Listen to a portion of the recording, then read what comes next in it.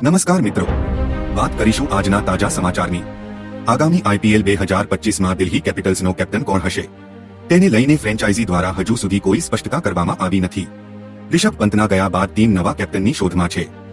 દિલ્હી કેપિટલ્સે અક્ષર પટેલ સાથે કુલદીપ યાદવ, ટ્રિસ્ટન સ્ટબ્સ અને અભિષેક પોરેલને રિટેન કર્યા હતા।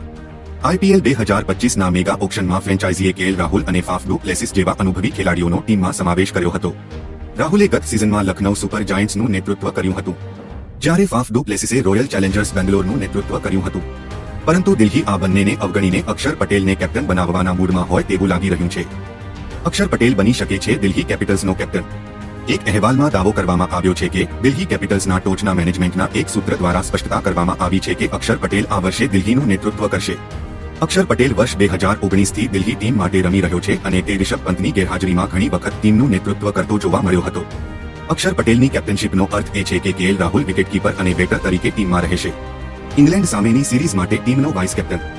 અગાઉ દિલ્હી કેપિટલ્સના કોઓનર પાર્થ જિંદાલે જણાવ્યું હતું કે કેપ્ટનશીપ વિશે વાત કરવી હજુ ઉતાવળ ગણાશે।